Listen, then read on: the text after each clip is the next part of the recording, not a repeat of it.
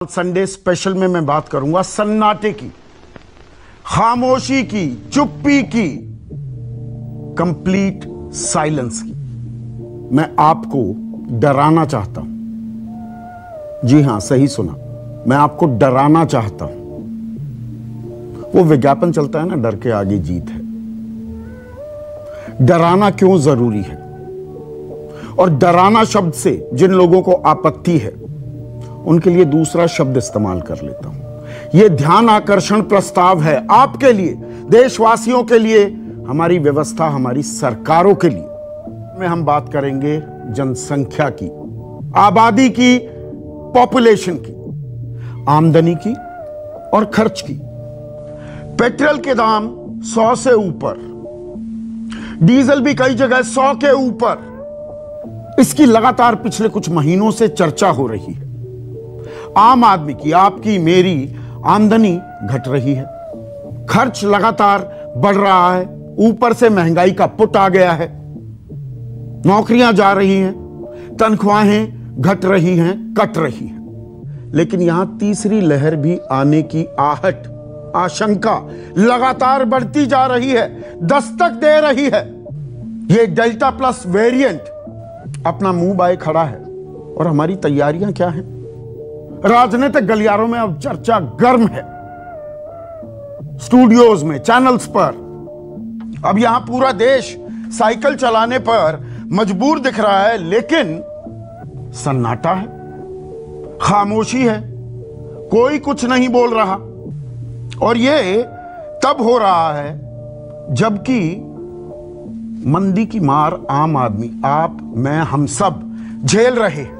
It's time now for the moment of truth. आज हम DNA की शुरुआत एक फेक न्यूज से करेंगे, यानी झूठ से करेंगे, झूठी खबर से करेंगे। प्रधानमंत्री मोदी ने वडनगर स्टेशन पर बचपन में चाय बेची थी, जिसमें कभी कभी पूरे दिन में भी 1 रुपए तक की कमाई नहीं हो पाती थी। कि हमारी दर्शकों ने आज कौन सा बहस का मुद्दा चुना है? बहस का मुद्दा आज विकास की गंगा का है, जिसकी बात प्रधानमंत्री नरेंद्र मोदी ने आज अपने संसदीय क्षेत्र काशी में की है। जब मोदी पहली बार काशी के सांसद बने तो उन्होंने बनारस के लोगों को एक सपना दिखाया था। वो सपना यह था कि काशी को पूरी दुनिया के सबसे बड़े सांस्कृतिक केंद्र के तौर पर डेवलप करेंगे। अमेरिका में, यूरोप के तमाम देश ऐसे हैं जहां पर स्टेशन, मॉल और 5 सितारा होटल एक ही जगह, एक ही बिल्डिंग में मौजूद होता है। लेकिन अब ये एक अजूबा जैसी बात भारत में होने वाली है, क्योंकि प्रधानमंत्री मोदी का यही विकास मॉडल है। प्रधानमंत्री मोदी 8 महीने बाद अपने संसदीय क्षेत्र वाराणसी जा रहे हैं। 5 घंटे का दौरा है। पीएम मोदी आज जब अपने संसदीय क्षेत्र काशी के दौरे पर पहुंचे तो ये लगा कि 2022 का चुनावी शंखनाद हो गया है। मोदी ने काशी को 1583 करोड़ रुपए की सौगात देने के अलावा सीएम योगी आदित्यनाथ की बहुत तारीफ की, मतलब भरपूर जमकर तारीफ की है। लेकिन इस 5 घंटे में प्रधानमंत्री काशी को 1500 करोड़ से ज्यादा की सौगात देंगे। इन सौगातों में 14 अस्पतालों में ऑक्सीजन प्लांट का उद्घाटन है, बीएचयू में मदर चाइल्ड हेल्थ ब्लॉक का उद्घाटन है। लेकिन सवाल यह कि कहीं पीएम मोदी का यह दौरा मिशन यूपी का आगाज तो नहीं? ऑक्सीजन प्लांट्स बहुत सारे, 14 अस्पतालों में देखिए, नंबर 3 ऑक्सीजन प्लांट, ताबड़तोड़ इसे उद्घाटन, आप कह लीजिए उद्घाटन दौरा प्रधानमंत्री का। गदौलिया में मल्टी लेवल पार्किंग, यानी विकास की छवि जो हमने वादे किए थे, अब हम उसका शिलान्यास करने के लिए पहले आए थे, अब हम उद्घाटन कर रहे हैं। काशी में हर हर महादेव के उद्घोष के साथ प्रधानमंत्री मोदी ने बीजेपी के मिशन यूपी की शुरुआत कर दी।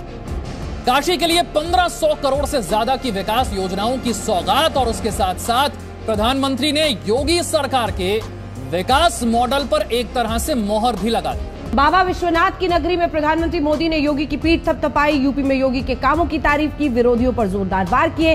मंत्री ने बनारस से 2022 का ऐलान जंग कर दिया है और योगी की रिपोर्ट कार्ड पर मोहर भी लगा दी है।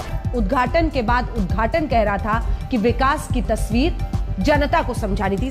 जो लोग कुछ दिन पहले तक योगी के दिल्ली दौरे को याद कीजिए आप, उसे लेकर सवाल उठा रहे थे कि योगी और मोदी में पट नहीं रही है, अटकलें लगा रहे थे कि यूपी में सब कुछ ठीक नहीं है, उन्हें आज काशी के मंच से जवाब मिल गया। प्रधानमंत्री ने आज योगी की भूरी भूरी प्रशंसा की और कहा कि योगी आदित्यनाथ बहुत शानदार काम कर रहे हैं, बहुत मेहनत करते हैं। कोरोना का प्रबंधन उन्होंने इतने बड़ी जनसंख्या के बाद जिस तरह से किया, वो सराहनीय है, वो प्रशंसनीय है। लेकिन जो आज सबसे अलग बात हुई वो थी योगी की जबरदस्त तारीफ। मोदी ने आज योगी की खूब तारीफ की। इसके साथ ही मोदी ने योगी के साथ उनकी ट्यूनिंग को लेकर सवाल उठाने वालों को भी आज उनकी बोलती बंद कर दी है और एक बात अब क्लियर कर दी है कि यूपी में योगी ही उनके फेवरेट हैं और योगी जैसा कोई नहीं। कोरोना से लेकर कानून व्यवस्था तक पीएम ने योगी सरकार की तारीफ में कोई कसर नहीं छोड़ी। पीएम ने कहा कि आज यूपी में कानून का राज है। माफिया राज और आतंकवाद जो कभी बेकाबू हो रहे थे उन पर आज कानून का शिकंजा है। बहनों और बेटियों की सुरक्षा को लेकर माँ बाप हमेशा जिस तरह से डर और आशंकाओं में जीते थे वो स्थिति अब बदल गई है। यूपी में सरकार आज भ्रष्टाचार और भाई भतीजावाद से नहीं विकासवाद से चल रही है। यानी एक तरफ से अगर मैं कहूं तो पीएम के मुताबिक यूपी में योगी का काम बोलता है। योगी सरकार के कार्यकाल में हुए विकास कार्यों को एक एक करके प्रधानमंत्री ने गिनवा दिया। कोरोना की दूसरी लहर से डटकर मुकाबला करना हो, सबसे ज्यादा टेस्टिंग हो या फिर सबसे ज्यादा वैक्सीन देने की बात हो, सड़कें, फ्लाईओवर, सीवेज, स्वच्छता, उद्योग, निवेश पर किए गए काम हो या फिर भाई भतीजावाद, भ्रष्टाचार, आतंकवाद और माफिया राज से मुक्त शासन देने की बात हो। एक तरह से चुनाव से पहले योगी सरकार का रिपोर्ट कार्ड भी पेश कर दिया गया। तो ऐसे में आज चर्चा इस मुद्दे पर कि योगी मॉडल से क्या होगा यूपी विजय। नेता बीजेपी को या कांग्रेस के, राहुल गांधी सबके लिए यही बात करते हैं कि सब मोदी से डरते हैं और बार बार याद दिलाते हैं मैं नहीं डरता। क्योंकि विपक्ष कोशिश कर रहा है प्रधानमंत्री को घेरने की। पूछता है भारत कि मोदी विरोध में कब तक प्रयोग करता रहेगा विपक्ष और कब तक फेल होता रहेगा विपक्ष। पूछता है भारत। बीजेपी का चेहरा उत्तर प्रदेश में योगी आदित्यनाथ है और इसमें कोई शक नहीं है। तो इसलिए एक तरफ योगी है और दूसरी तरफ आप ऑल यानी कांग्रेस, प्रियंका गांधी वाड्रा जो कह रही थी इस बार तूफान आ जाएगा, आंधी आ जाएगी। काशी को शिव का प्रसाद मिला है, काशी को रुद्राक्ष कन्वेंशन सेंटर मिला है। जब प्रधानमंत्री नरेंद्र मोदी का ये सपना साकार हुआ तो नरेंद्र मोदी खुद भी बनारस के रस में डूब गए और पूरे देश को भी बनारस के रस का रसपान करा दिया। यूपी में इस बार राम मंदिर का निर्माण, आतंकवाद और लव जिहाद के अलावा कोरोना भी बड़ा इशू होगा। यूपी में कोरोना को जिस तरह से काबू किया गया, जिस तरह से हालात सुधरे, उसका क्रेडिट योगी की सरकार को मिलेगा और चुनाव में बीजेपी इसका पूरा इस्तेमाल करेगी। योगी ने कहा जो पाकिस्तान को सपोर्ट करते हैं वही लव जिहाद के सपोर्टर भी हैं, लेकिन अब यूपी में यह नहीं चलेगा।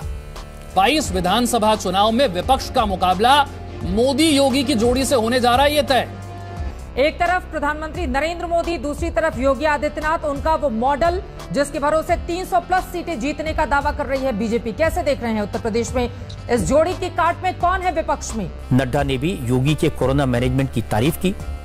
नड्डा ने कहा कि ऑस्ट्रेलिया के नेता भी योगी को कुछ दिन के लिए उधार मांग रहे हैं, जिससे उनके यहां भी कोरोना को काबू में लाया जा सके। राजनीति के सबसे बड़े खिलाड़ी यानी प्रधानमंत्री नरेंद्र मोदी ने ओलंपिक्स में भाग लेने वाले भारतीय खिलाड़ियों के साथ एक संवाद किया और बड़ा दिलचस्प संवाद था। प्रधानमंत्री मोदी ने इन खिलाड़ियों से ऐसी ऐसी दिलचस्प बातें पूछी जिनके बारे में शायद आपको भी नहीं पता होगा।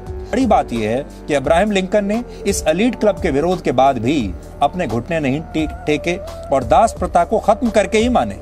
और प्रधानमंत्री मोदी के मंत्रिमंडल में भी आपको यही उद्देश्य इस बार नजर आने वाला है। अब पहली बार ऐसी सरकार होगी जिसमें ओबीसी को इतना बड़ा प्रतिनिधित्व मिलेगा और इसलिए आप कैबिनेट विस्तार के बाद इसे देश की पहली ओबीसी सरकार भी कह सकते हैं। इसलिए पहला पॉइंट यह है कि अब आपके सामने ओबीसी सरकार आने वाली है। पहली बार ओबीसी सरकार, ओबीसी का बहुत खास ध्यान रखा गया है इसमें।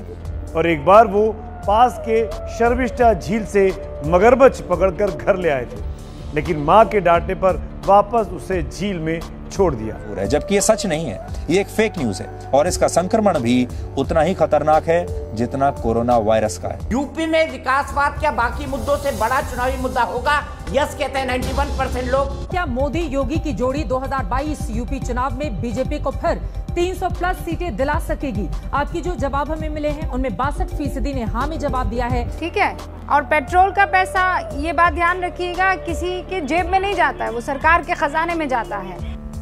और ये सब देशभक्ति के नाम पर चैनल में देशभक्ति फैलाइए, गणतंत्र का इस्तेमाल कीजिए, टीआरपी चोरी कीजिए, पर देशभक्त कहलाइए। यह देशद्रोह नहीं है। उगाही कीजिए, पकड़े जाइए उगाही करते हुए, पर देशभक्ति की ताल ठोकिए। आप समझ सकते हैं ये दोहरे मापदंड हैं और इसलिए ये बातें आज आपके सामने रखना बहुत जरूरी था।